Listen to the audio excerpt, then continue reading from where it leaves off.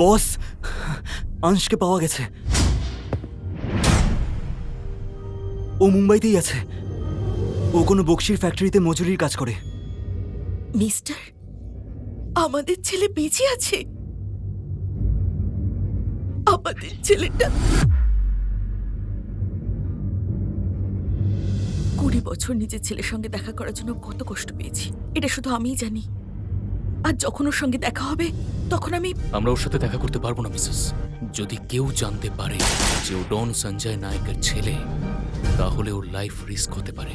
একটু ধৈর্য ধরো, সময় আসলে বলা যাবে, ঠিক আছে?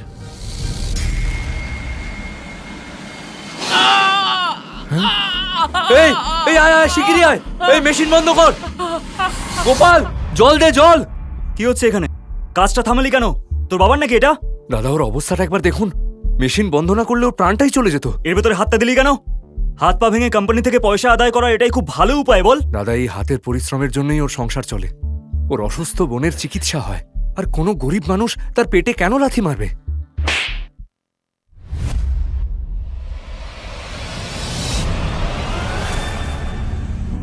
যদি কেউ জানতে পারে যে অংশ আমার ছেলে,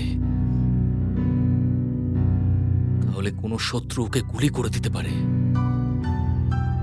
ওর মধ্যে ওর বাবার মতোই সাহস আছে। এই কষ্ট সহ্য করে নেবে।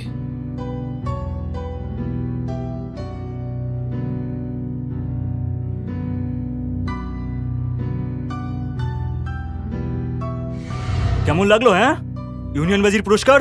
চল কাজ কর, না হলে তোর পা দুটো ভেঙে দেবো। তারপর দুজনেই ল্যাংড়া হয়ে সিগনালে ভিক্ষে করবি। হ্যাঁ, এই চল, তোরা কি দেখছিস? যা কাজে যা, যা। এবার গুড়িয়ার ট্রিটমেন্টের কি হবে? তুই চিন্তা করিস না দেব। গুড়িয়ার ছোট ভাইয়ের হাতে চোট লেগেছে, কিন্তু ওর বড় ভাইয়ের হাতে এখনো অনেক শক্তি আছে। আমি তোর এবং গুড়িয়ার দুজনেরই চিকিৎসা করাবো। তোর এই উপকার আমি মার খাবি? আমার মা বাবা, পরিবার কিছুই নেই। ভাই, তোরাই তো আমার পরিবার, তোরাই তো আমার ফ্যামিলি। আর এই ফ্যাক্টরিও তো শ্রমিকদের বাড়ি হওয়া উচিত। সেটার প্রয়োজন নেই, কিন্তু হয়তো এই কথাটা তোমাদের ম্যানেজার বোঝে না।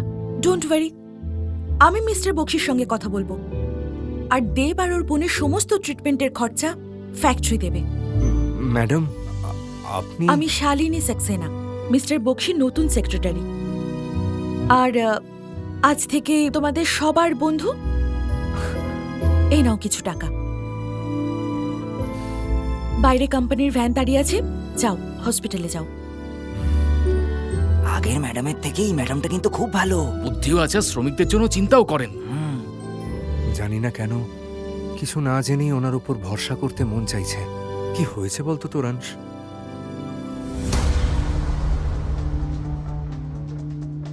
গাইস, পৃথিবীর সবথেকে সুন্দর মেয়ের বার্থডে।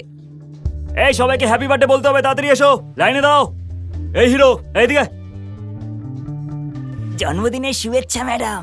হ্যাপি বলো বার্থডে টু ইউ ম্যাডাম। আপনি অনেক বছর বাঁচুন আর খুব ভালো থাকুন। Thank you guys. আর ব্রজেশ, গাড়িতে সুইটস রাখা আছে, চকলেটস।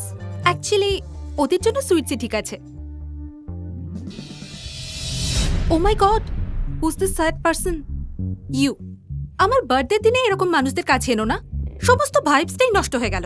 ম্যাডাম, আপনার ফ্যাক্টরিতেই কাজ করতে করতে ওর চোট লেগেছে, আর যদি পারেন জন্মদিনের বকশিস হিসেবে ওর ওষুধের খরচাটা দিয়ে দিন। আচ্ছা, এটা অর্ডার ছিল না রিকোয়েস্ট? কারণ নেয় না বকশি কারোর অর্ডার শোনে না, ঠিক আছে? আর তোমাদের মতো গরিবদের থেকে তো নয়। ইনফ্যাক্ট আমি এটাও দেখতে চাই তুমি এই ফ্যাক্টরিতে কাজ করার যোগ্য কিনা। সো কাম অন, নিজের বিশ্বস্ততার প্রমাণ দাও। আমাকে এমন কিছু বলো যাতে আমার মন ভরে যায়। ম্যাডাম, মিথ্যে প্রশংসা করলে কারোর দিন ভালো হয়ে যায় না। হ্যাঁ, আজ যদি আপনি এই গরিবকে একটু সাহায্য করেন, তবে আপনার এই বিশেষ দিনটা ও চিরজীবন মনে রাখবে। আমার সাথে আজ পর্যন্ত কেউ এইভাবে কথা বলেনি। হয়তো আজ পর্যন্ত আপনি কোনো গরিবকে বোঝার চেষ্টাই করেননি, তাই জন্যেই। ফাইন, তাহলে আমাকে বোঝাও যে তোমাদের মতো গরিবরা আমাদের উচ্ছিষ্ট খেয়ে কিভাবে বেঁচে থাকো। মাটিতে পড়ে থাকা মিষ্টিটা তোলো আর খাও। আর এই ফেলে দেওয়া মিষ্টির জন্য আমাকে থ্যাংক ইউ বলো, না হলে তুমি আর তোমার এই বন্ধুরা কাল থেকে এই ফ্যাক্টরিতে আর আসবে না। Got it? মাথা নত করে জিনিস কুড়োতে আমার কোনো অপমান বোধ হয় না ম্যাডাম। এই মাটিটা তো আমার পরিচয়। হ্যাঁ, কিন্তু এই খাবারের অপমান করে আপনি নিজের পরিচয়টা দিয়ে দিলেন।